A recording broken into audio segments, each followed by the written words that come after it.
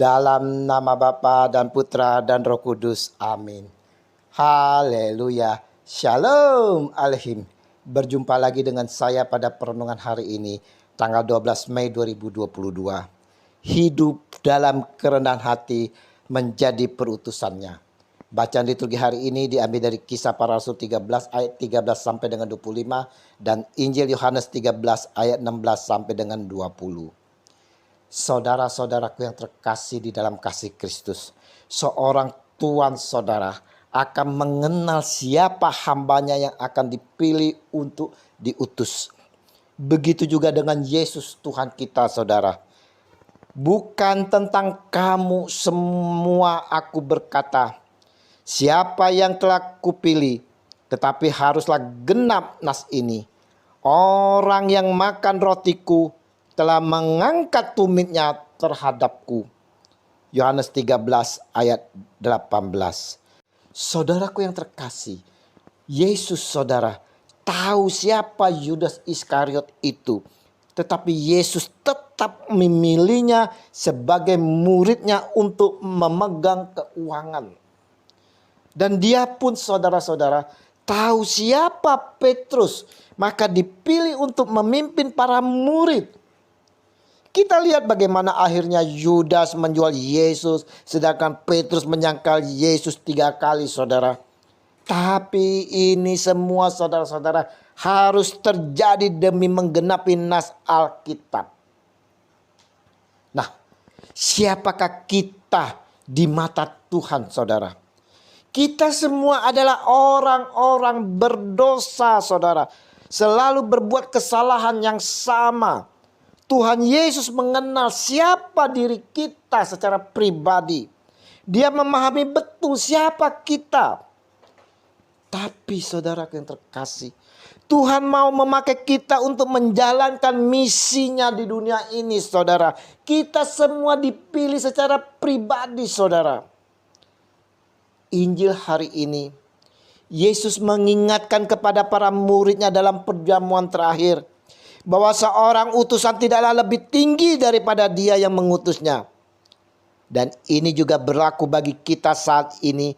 Yang diminta Tuhan Yesus adalah kerendahan hati dari kita yang dipilih untuk diutus.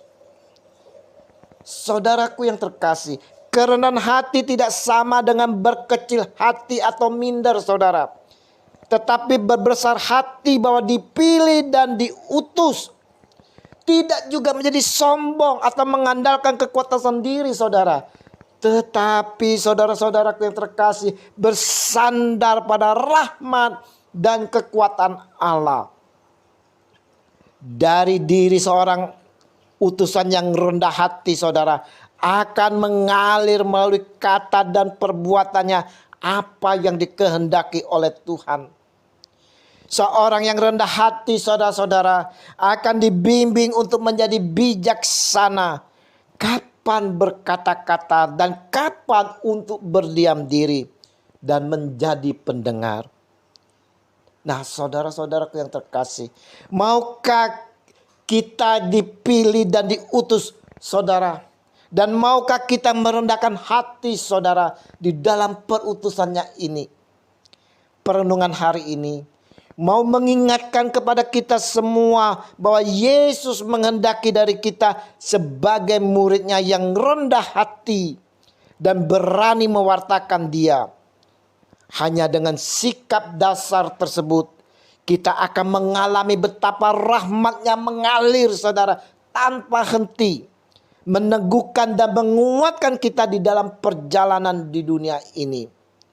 Mari saudara-saudaraku yang terkasih di dalam kasih Kristus, kita mau membuka hati kita, saudara, dan merendahkan hati kita untuk dipilih dan diutus.